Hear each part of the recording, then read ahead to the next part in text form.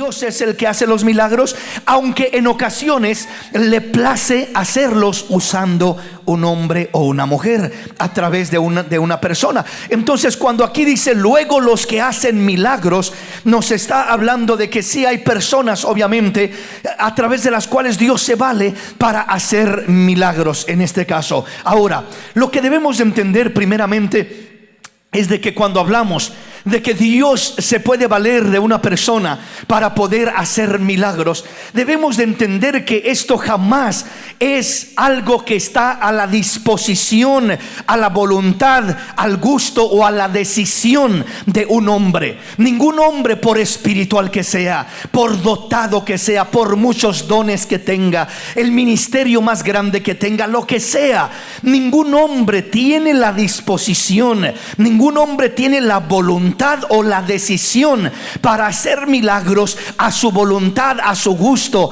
Él no puede hacer, nadie puede hacer, ningún hombre, repito, por espiritual, yo quiero hacer un milagro en esta persona, yo voy a hacer un milagro en esta otra. No, no es el hombre el que decide, es Dios el que decide hacer el milagro donde Él quiere, cuando Él quiere, como Él quiere, a través de quien Él quiere. Es Dios el que mueve su mano y el que hace milagros.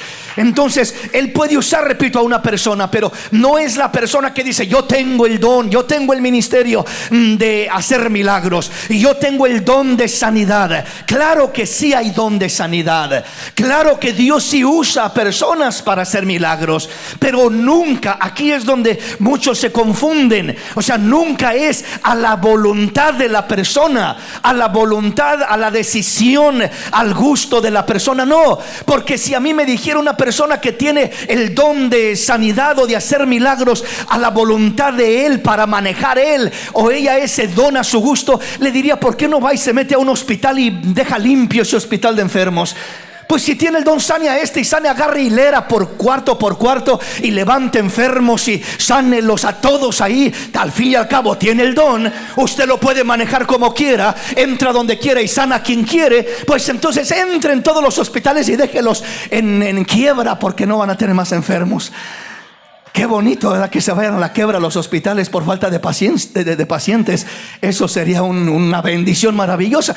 Pero ¿dónde está tal persona? ¿Dónde hay tal? Ni apóstol, ni profeta, ni nadie puede hacer eso. El que dice poder hacer eso está manipulando y falsificando lo que Dios solo puede hacer en su propia voluntad, en su soberanía, en su propósito, en su plan. Dios es el único que puede elegir, obrar, trabajar, hacer como Él quiere, donde Él quiere, cuando Él quiere. Y en un momento puede usar a una persona, en otra puede usar otra, o puede volver a usar la misma persona. Él puede hacer lo que Él quiere, cuando Él quiere, como Él quiere. No lo podemos limitar porque Él es Dios y Él no está sujeto a nada ni a nadie. Pero tampoco podemos creer o pensar que es el hombre el que decide, porque Él dice yo tengo el don de sanidad o yo tengo el don de hacer milagros, porque la Escritura sí lo dice, ¿verdad? Luego los que hacen milagros. Y vuelve a confirmar, ¿hacen todos milagros? No, no todos. No a todos les da Dios esta gracia, este don.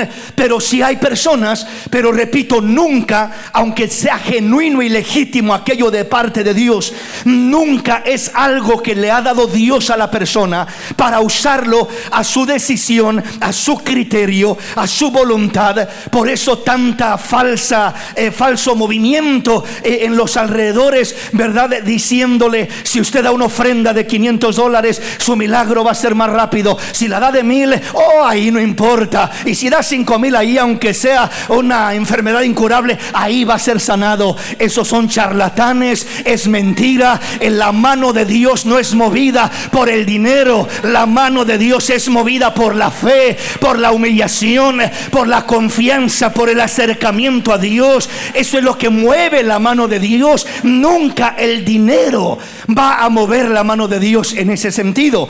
Entonces, tristemente, ¿verdad? Hay personas que pueden haber sido usadas en un momento genuinamente de parte de Dios, pero entonces por no entender que es Dios y que Dios lo va a hacer cuando Él quiere y como Él quiere, llegan a creer o a promoverse como personas que hacen milagros a su disposición, a su voluntad, ¿verdad? A quien ellos quieren le hacen el milagro, y a quien no quieren no se lo hacen, ¿verdad? Si tú no me pareces muy, a ti no te lo hago, pero tú, a ver, tú ven para acá, a ti sí te lo voy a hacer. O sea, ellos eligen, ellos deciden, ellos determinan. Eso no es algo que viene de Dios. Esa es una charlatanería, repito. Eso no es algo auténtico. Cuando es algo auténtico, el hombre no es el que decide, es el Dios de los cielos el que elige, el que decide, el que se mueve, el que se glorifica a su voluntad, en su plan, en su propósito, porque Él es soberano. Él es el dueño de los dones. Los dones no operan a discreción del hombre, no operan a conveniencia del hombre, no operan a voluntad del hombre, operan siempre movidos por el Espíritu Santo de Dios, o movidos por el mismo Dios. Entonces, siempre que un don genuino opera y se mueve y se manifiesta en un orden sano, de una manera genuina y auténtica, es porque aquel don está siendo movido directamente por el Espíritu de Dios. Sí, puede ser a través de una persona, pero siempre Dios obrando, Dios moviéndose. No es la persona la que está diciendo: yo escojo, yo elijo, yo decido, yo sé a quién sí y a quién no. No es el hombre nunca. Repito, cuando es genuino y auténtico, es Dios. Él elige, Él hace lo que quiere, como quiere, porque Él todavía está en su trono, todavía es soberano, todavía está en control, todavía sigue siendo Dios. Él es el que mueve, el que controla todo don, desde el más pequeño hasta el más grande. Toda bendición fluye de Él genuinamente. Todo milagro auténtico tiene que venir directamente de parte de Él. Y repito, nunca puede venir con una manipulación humana. No puede venir al gusto, a la voluntad, al deseo, a la decisión de una persona, sino tiene que ser siempre Dios en control de aquello. Veamos un poquito más y avancemos. Lucas capítulo 4, versículo 16 en adelante. Vino a Nazaret, donde se había criado, y en el día de reposo entró en la sinagoga, conforme a su costumbre, y se levantó a leer. Y se le dio el libro del profeta Isaías, y habiendo abierto el libro, halló el lugar donde estaba escrito: El Espíritu del Señor está sobre mí, por cuanto me ha ungido para dar buenas nuevas a los pobres. Me ha enviado a sanar a los quebrantados de corazón, a pregonar libertad a los cautivos y vista a los ciegos, a poner en libertad a los oprimidos, a predicar el año agradable del Señor. Y enrollando el libro, lo dio al ministro y se sentó, y los ojos de todos en la sinagoga estaban fijos en él. Y comenzó a decirles: Hoy se ha cumplido esta escritura delante de vosotros. Y todos daban buen testimonio de él y estaban maravillados de las palabras de gracia que salían de su boca, y decían: ¿No es este el hijo de José? Y él les dijo: Sin duda me diréis este refrán: médico, cúrate a ti mismo. De tantas cosas que hemos oído que se han hecho en Capernaum, haz también aquí en tu tierra. Y añadió: de cierto os digo que ningún profeta es acepto en su propia tierra. Y en verdad os digo que muchas viudas habían en Israel en los días de Elías, cuando el cielo fue cerrado por 3 años y 6 meses, y hubo una gran hambre en toda la tierra. Pero a ninguna de ellas fue enviado Elías, sino a una mujer viuda en Sarepta de Sidón. Y muchos leprosos habían en Israel en tiempo del profeta Eliseo, pero ninguno de ellos fue limpiado, sino Naamán el sirio. Al oír estas cosas, todos en la sinagoga se llenaron de ira, y levantándose le echaron fuera de la ciudad y le llevaron hasta la cumbre del monte sobre el cual estaba edificada la ciudad de ellos, para despeñarle. Mas él pasó por en medio de ellos y se fue. Nos relata este pasaje el momento cuando el Señor Jesús se da a conocer, en cierto sentido, como el Mesías ante el pueblo de Israel en la sinagoga, leyendo la escritura que habla precisamente hablando del Mesías, del Salvador del mundo, y él declarando: esta escritura se ha cumplido hoy. Comienza el Señor, ¿verdad?, a hablarles de aquella palabra, y ahora, ¿verdad?, viene el Señor a añadir una declaración más, porque dice que se quedaron todos admirados, maravillados de lo que el Señor hacía y de lo que el Señor decía. Pero la escritura nos dice, el versículo 25: y en verdad os digo que muchas viudas había en Israel en los días de Elías, cuando el cielo fue cerrado por 3 años y 6 meses, y hubo una gran hambre en toda la tierra. Pero a ninguna de ellas fue enviado Elías, sino a una mujer viuda de Sarepta de Sidón.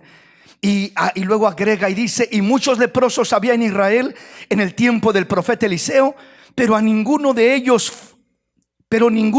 fue limpiado, sino Naamán el sirio. El Señor Jesús, cuando comienza a mirar que la incredulidad de ellos, y a unos murmurando y diciendo: no es este el hijo de José del carpintero, y dudaban y todo aquello, entonces les dice: me van a decir este refrán: médico, cúrate a ti mismo, o haz alguna señal de las que has hecho en otros lugares para que creamos, ¿verdad? Y el Señor les habla esta palabra, donde les está hablando de los milagros prácticamente. Estos acontecimientos, lo que pasó con la viuda de Sarepta de Sidón, como también lo que pasó con el leproso Naamán el sirio, fueron 2 milagros extraordinarios, uno en el tiempo de Elías y otro en el tiempo de Eliseo. Miramos a Elías, que Dios lo envía cuando no llovió por 3 años y 6 meses, no había alimento, no había agua, no había hierba verde para los animales, todo muriendo, todo pereciendo. Y el Señor sostenía al profeta Elías junto al arroyo, pero una vez que se secó el arroyo, lo mandó con una viuda para que la viuda lo sosteniera. Y no era una viuda rica, no era una viuda con abundancia, era una viuda a punto de morirse de hambre, con un poco de harina, un poco de aceite. Pero le dijo el profeta: haz una torta para mí primero de esa harina que te queda, de ese aceite, y después tendrás suficiente para ti y para tu hijo. El aceite se multiplicó, la harina se multiplicó, hasta que pasó toda aquella hambre. Nunca faltó alimento a aquella viuda, a su hijo y al profeta Elías. Un milagro extraordinario que Dios hizo. Se multiplicaba la harina, seguía fluyendo la harina, no se acababa, el aceite seguía fluyendo. Un milagro maravilloso. Pero dice el Señor: ¿a quién le hizo ese milagro Dios? ¿A quién se lo hizo? Ni siquiera fue a una viuda de Israel. ¿Cuántas viudas en Israel había en el tiempo del profeta Elías? Pero a ninguna de ellas fue enviado el profeta Elías. Fue enviado a una viuda de Sarepta de Sidón, o sea, un lugar pagano, un lugar que no era de Israel. Y allá fue enviado el profeta Elías. ¿Por qué? ¿Por qué eligió Dios hacer un milagro tan extraordinario en una viuda de Sarepta de Sidón? Porque Dios es soberano, porque Dios sabe lo que hace. Dios tiene planes, Dios tiene propósitos, Dios sabe cómo trabajar en cada vida y por qué. Y dice la escritura: dirá el barro al alfarero: ¿por qué haces esto? ¿Por qué me moldeas de esta manera? ¿Por qué me formas en este tipo de vasija o de esta otra? ¿Cuándo podrá cuestionar el barro al alfarero? Jamás podrá cuestionarlo. Así el hombre no puede cuestionar a su hacedor. Él sabe lo que hace, Él es soberano, y nosotros solo debemos de confiar en Él, en su soberanía, que Él sabe lo que hace. El versículo 27 vuelve a reafirmar el Señor doblemente y dice: muchos leprosos había en Israel en el tiempo del profeta Eliseo, pero ninguno de ellos fue limpiado, sino Naamán el sirio. ¿Por qué no limpió a leprosos israelitas, sino a un general enemigo, a un hombre importante en el ejército del enemigo? No del pueblo de Israel. Dijéramos es el general del ejército de Israel, pues uno diría: gloria a Dios, qué bueno, tiene sentido. Dios quiere tener sano al general del ejército de Israel para que proteja al pueblo de Israel. Pero sanar al enemigo, uno pensaría que se muera o que de una vez Dios, verá, se lo lleve, porque es el general del ejército enemigo. Muriendo ese general, se debilita de alguna forma lo que es el ejército enemigo. Pero en vez de darle muerte, le da vida, lo sana. Entonces estas cosas uno humanamente no las entiende. ¿Por qué Dios sanó a este Naamán el sirio, de un pueblo enemigo de Israel? ¿Qué tantos problemas le dieron a Israel? ¿Qué tanta guerra tuvieron con Israel? Y termina sanándolo, repito. ¿Por qué? Porque Dios es bueno, porque Dios es poderoso, porque Dios es soberano, porque Dios quiere mostrar su soberanía, de que Él obra como Él quiere, donde Él quiere, cuando Él quiere. Él elige dónde y cómo, y nadie puede cuestionarlo, y nadie puede decirle: ¿por qué lo haces? Porque yo soy Dios, porque yo soy bueno, porque yo quiero hacerlo de esta manera y quiero que vean mi soberanía. O sea, que yo estoy en control de todo y yo hago lo que quiero, como quiero, porque Dios es perfecto y soberano. Pero el punto aquí que quiero que veamos sobre todo es lo siguiente. Cuando habla del profeta Elías haciendo un milagro en aquella viuda de Sidón de Sarepta, multiplicando el aceite y la harina, proveyendo por un largo tiempo alimento de una manera sobrenatural, y Eliseo con Naamán el sirio sanándolo de aquella lepra. Lo que vemos es que el Señor dice: ¿cuántos leprosos había en Israel? Pero a ninguno de ellos fue enviado Eliseo. ¿Cuántas viudas había en Israel? Muchas, pero a ninguna de ellas fue enviado el profeta Elías. O sea, ninguna de ellas miró un milagro extraordinario. Y dice el Señor: había muchas viudas, no era la única.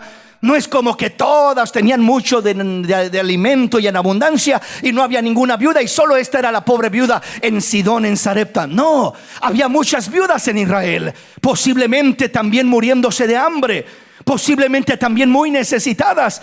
Pero dice el Señor: a ninguna de ellas fue enviado Elías, en ninguna de ellas hizo el milagro el Señor.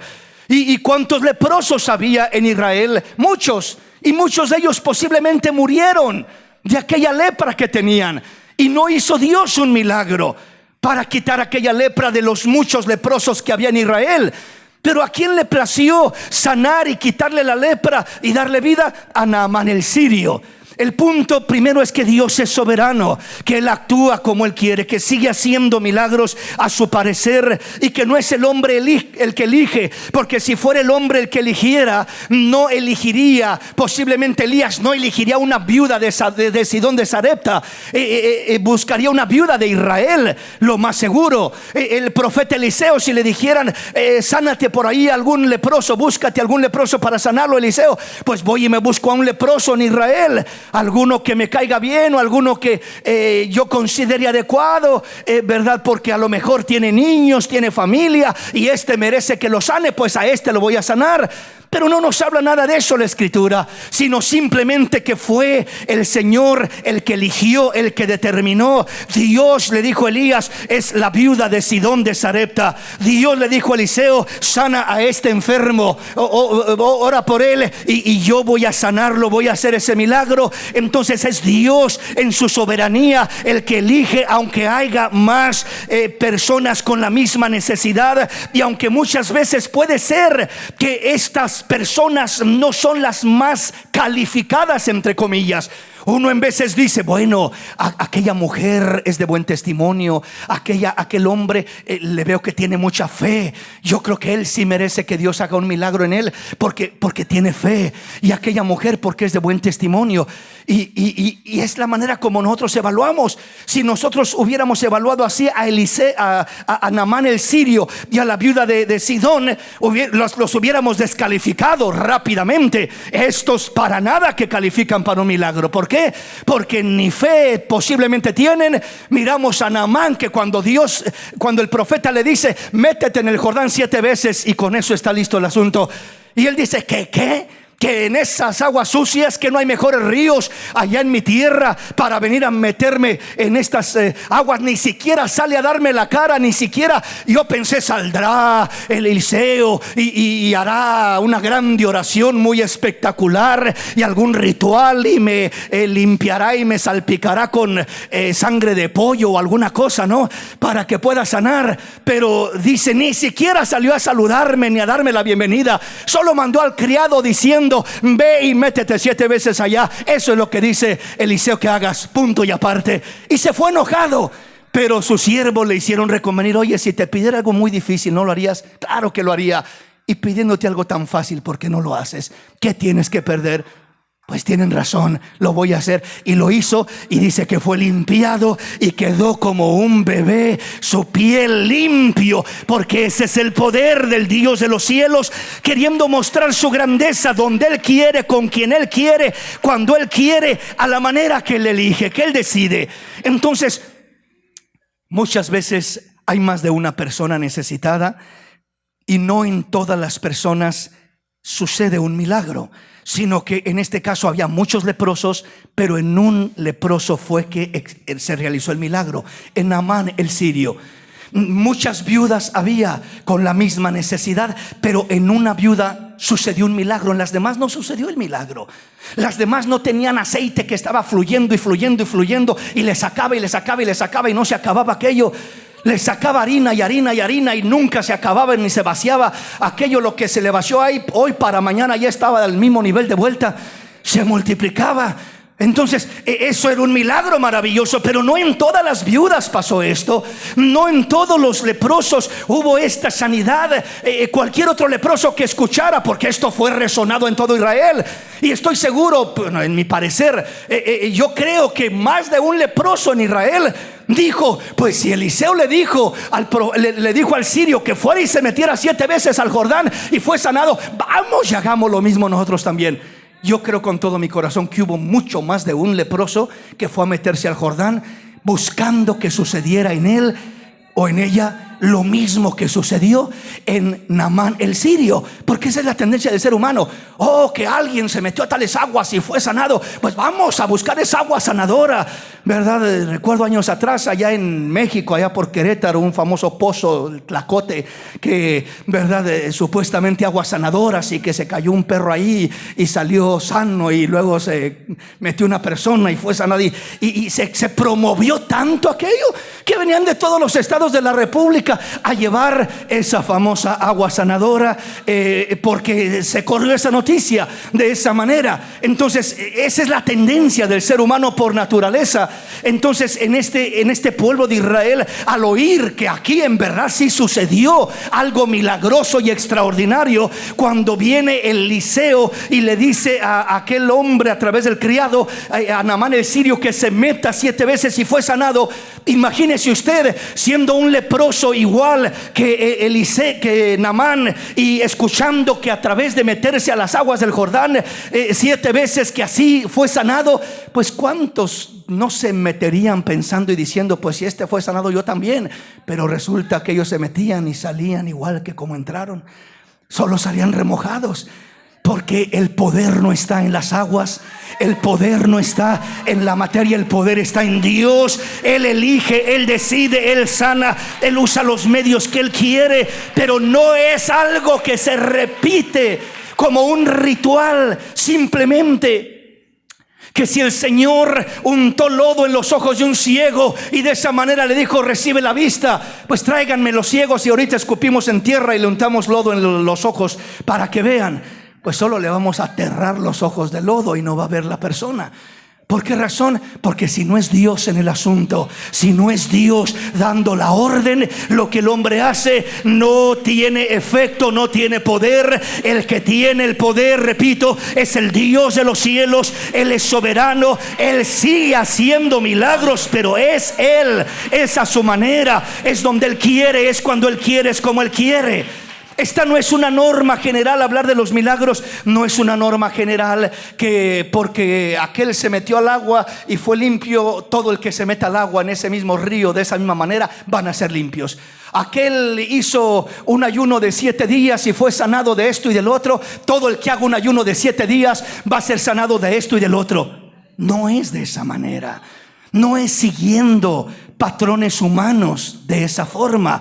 Es buscando a Dios de corazón. Y a lo mejor aquel lo sanó en un ayuno de 7 días, a aquel otro lo sanó simplemente como los leprosos que iban en el camino al templo, ¿verdad? Cuando el Señor les dijo a aquellos 10 leprosos que le dijeron: sánanos, Señor, sánanos, por favor, vayan al templo y muéstrense al sacerdote. Y cuando iban en camino, no hicieron nada, no era algo especial, simplemente iban en camino y comenzaron a mirarse limpios y desapareció la lepra y se miraron: oyes, mira, estoy sano. Y el otro: y tú también. Y comenzaron a maravillarse. Los 10 fueron limpiados simplemente en ese camino, en ese proceso. Dios elige la manera como Él quiere. No les dijo: váyanse y métanse 7 veces al Jordán como a Naamán. Les dijo: vayan al templo. Muy diferente la historia, muy diferente el proceso. El proceso cambia, pero el Dios de los cielos no cambia. Él es el mismo ayer, hoy y por los siglos. Él obra como Él quiere, usa el medio que Él quiere, se mueve como Él quiere, se manifiesta en su plan y en su propósito. Y es soberano nuestro Dios. Entonces es lindo comprender eso, ¿verdad? Para no caer en rituales, en costumbres, en métodos humanos, que muchas veces pensamos que porque Dios lo hizo de esta manera con tal persona, en tal lugar, en tal ocasión, entonces lo va a hacer de esa manera con todas las personas. No funciona de esa manera. Dios, repito, trabaja de diferentes formas, sobre todo cuando se trata de un milagro, porque un milagro es algo extraordinario, sobrenatural. No es algo natural, no es algo común, no es algo normal, ¿verdad? Si usted me habla de algún alimento saludable, de alguna planta medicinal que ayuda para cierto beneficio del cuerpo, eso es diferente. Eso sí puede ser algo que se use y que cause un efecto similar en diferentes personas, porque es una planta que tiene ciertas propiedades y fortalece y ayuda el cuerpo de la persona, y ya eso es algo diferente. Pero eso no es un milagro.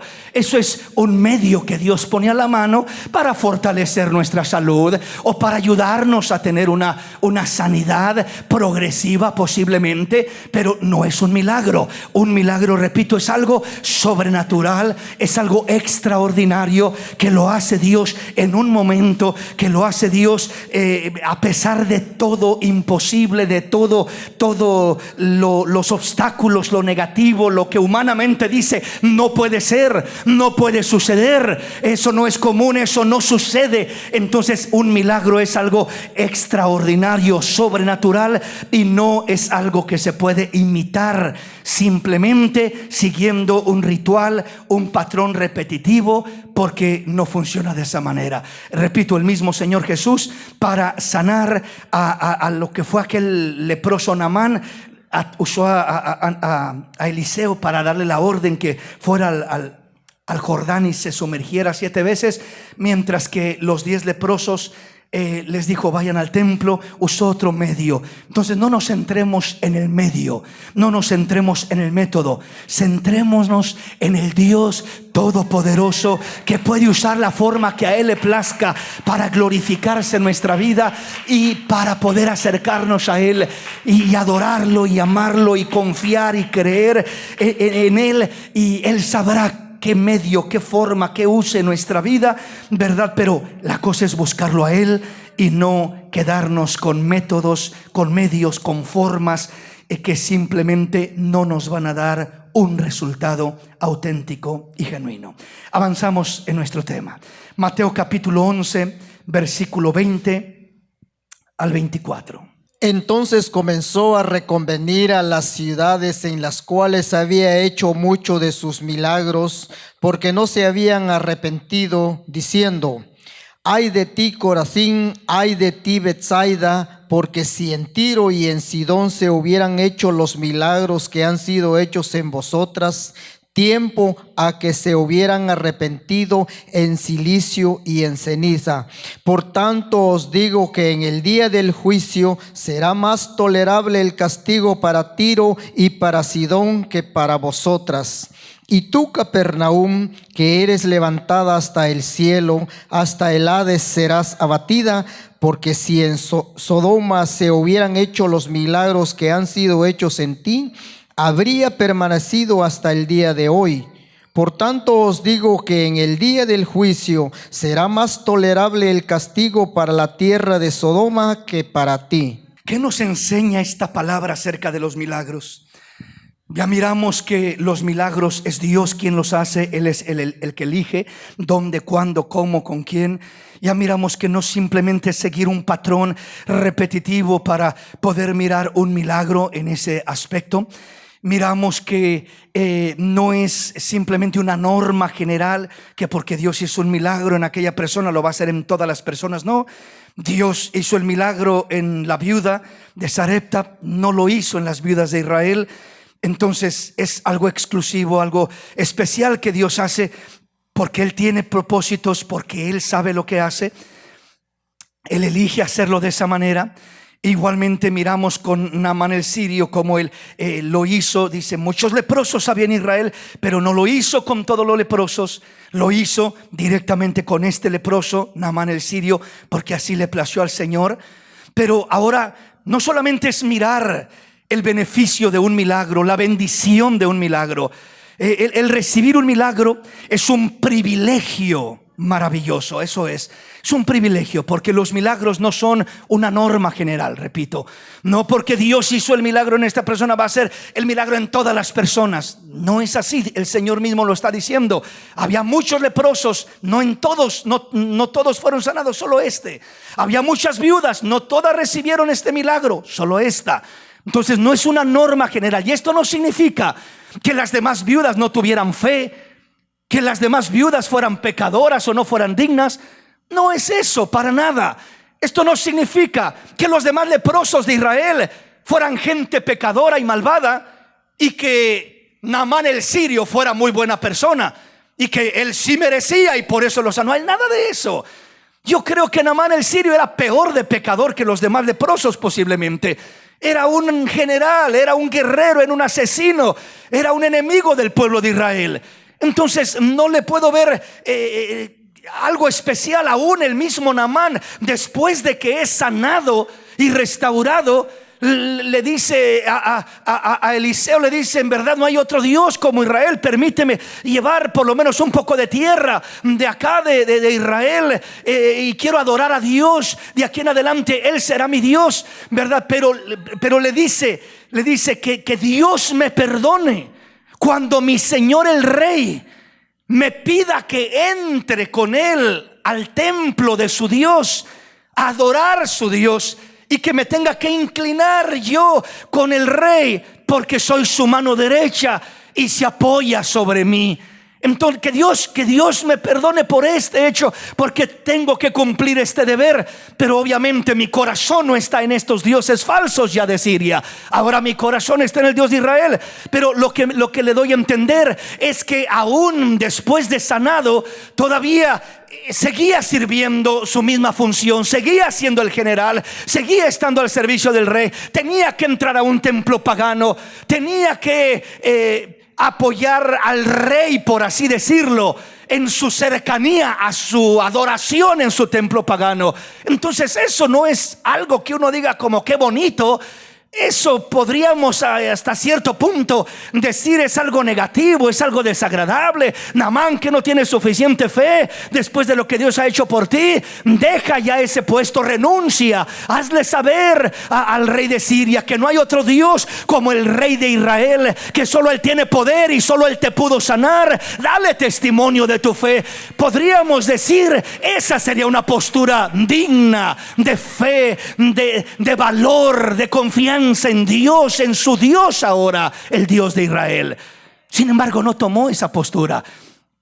Que en otros casos, si miramos esa postura en otras personas, hombres, mujeres, como Esther, como Daniel, como Sadrach, Mesach y Abednego, y diferentes casos en la Escritura, ¿verdad? Pero por eso le digo, yo no creo que Naamán fuera el hombre más grande de fe, porque ni siquiera quería meterse al agua.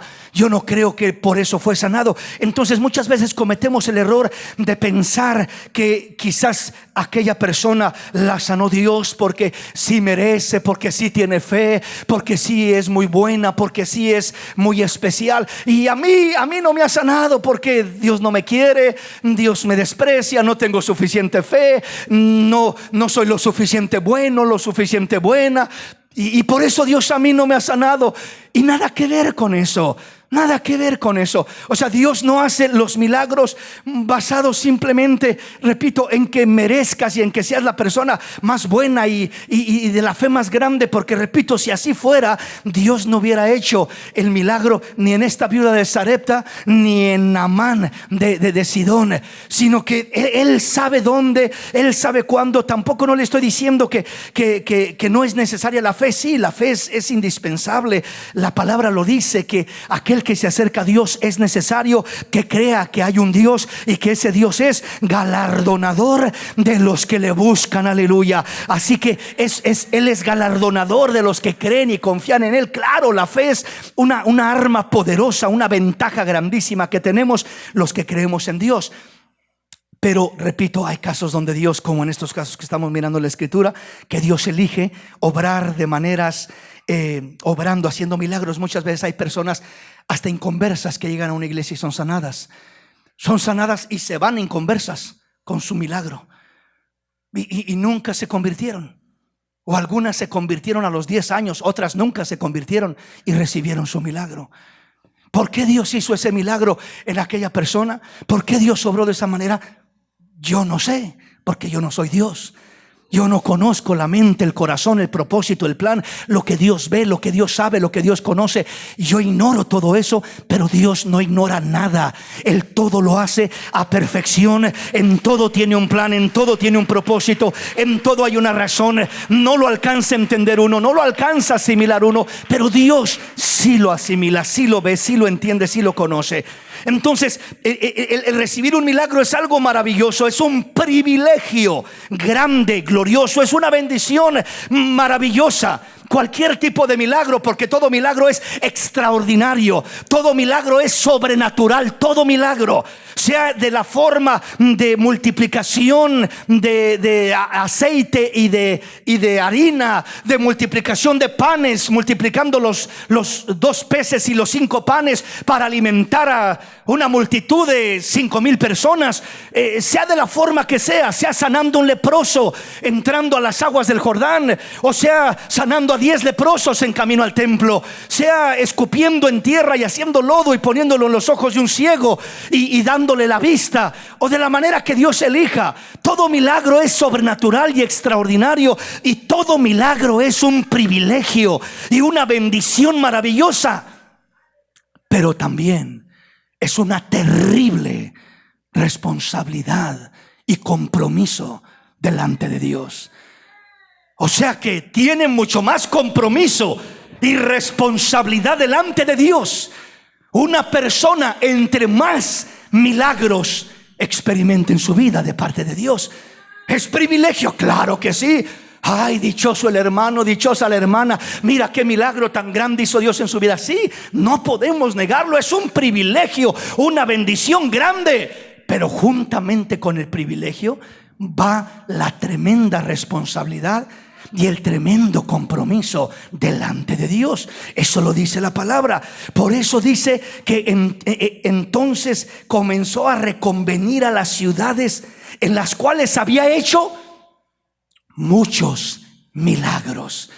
Comenzó a exhortarles, comenzó a reconvenirles no en las ciudades donde no hizo milagros, en las ciudades donde había hecho muchos milagros.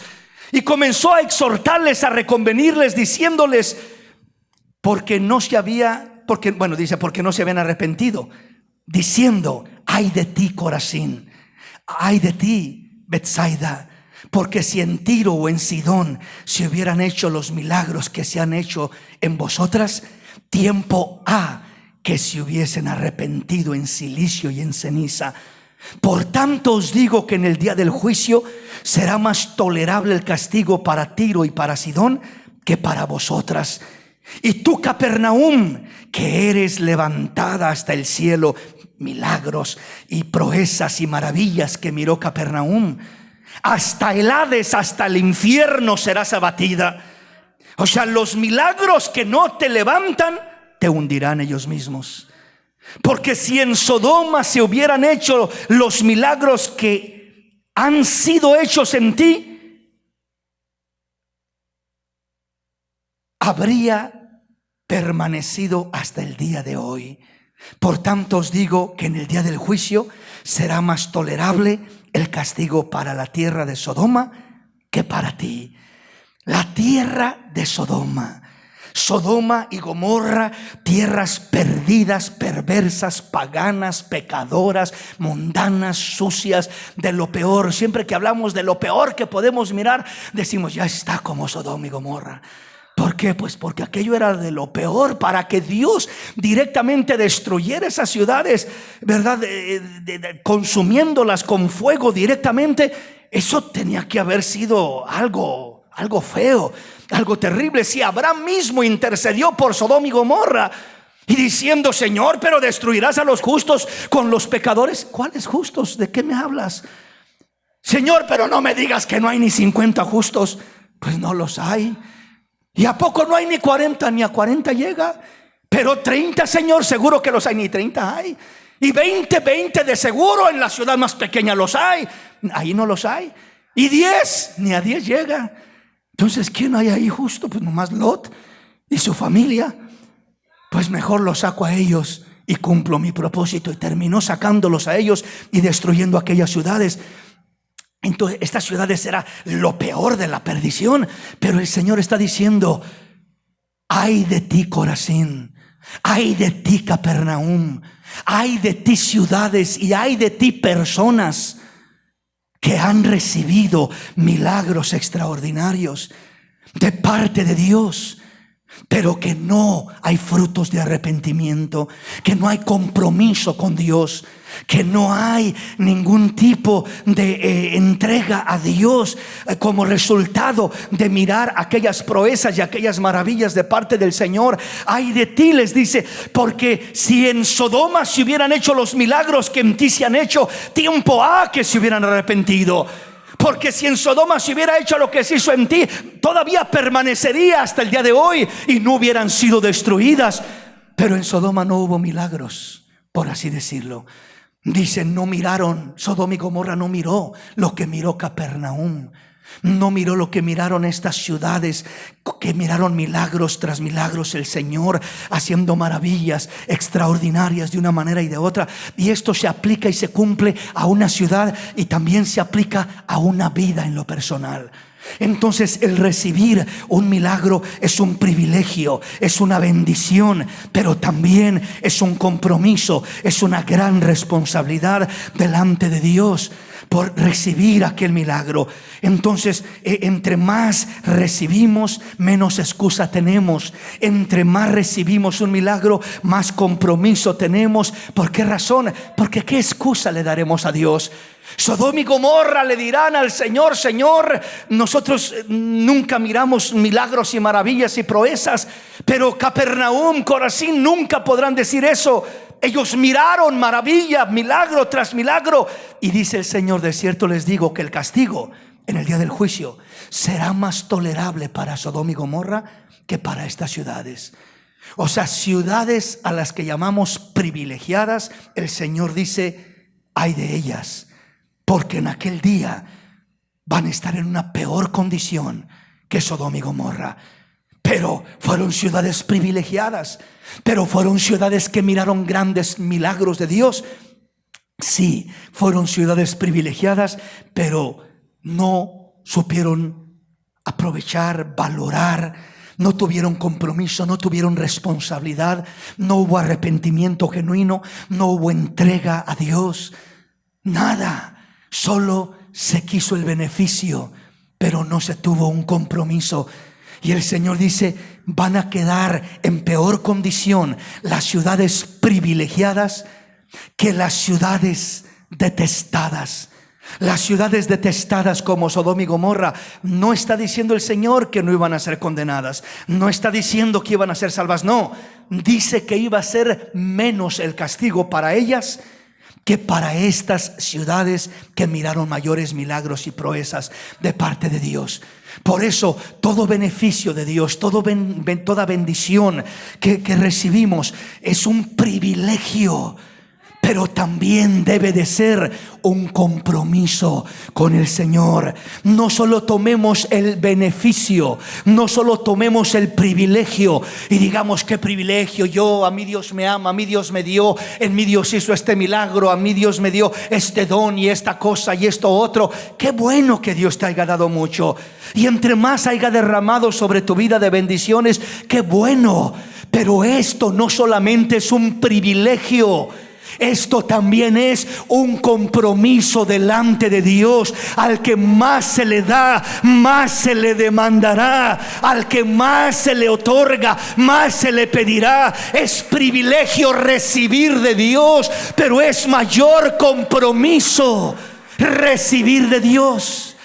No te estoy diciendo con esto que mejor es no recibir de Dios, porque pueden recibir el mensaje equivocado. Oh, entonces no conviene recibir de Dios. No, claro que sí conviene.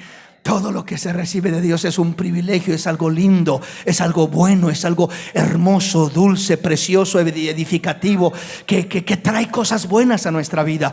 El punto es no recibirlas en vano, no recibirlas a la ligera, no recibirlas sin un compromiso, no entender que con el privilegio viene el compromiso, para no terminar como estas ciudades levantadas hasta el cielo de tanto privilegio y tanta bendición, pero hundidas hasta el infierno por no tener compromiso ni responsabilidad delante de Dios. Entonces las dos cosas van de la mano en ese sentido. Entonces mirar milagros es un privilegio, recibir milagros es un privilegio, pero también es un compromiso grande. Entre más grande es el milagro, por así decirlo, más grande el compromiso que debemos de tener para con Dios, y esto va de la mano. Este es importante entenderlo para no terminar en una condición como estas ciudades, como estas personas, como aquellos 9 leprosos que fueron sanados y se fueron sin valorar, sin agradecer, sin compromiso. Solo uno regresó a los pies del Señor y le rindió su vida y lo adoró y le agradeció y se puso a los pies del Maestro. Esa es la actitud de una persona que valora recibir un milagro, que agradece recibir un milagro, que es una bendición, pero que también es un compromiso de parte de nuestro Dios. Bendito el nombre del Señor. Dele un aplauso al Señor en esta hermosa y linda tarde. Dele gloria y honra al Señor. Aquí me detengo el día de hoy. Los milagros. Avanzaremos a mirar el proceso o los procesos y miraremos el propósito. Porque Dios es Dios de milagros, pero también es un Dios de procesos. No alcanzamos a entrar hoy en ese punto, ya lo abordaremos en nuestro siguiente tema, los procesos. Y terceramente, los propósitos de Dios en nuestras vidas.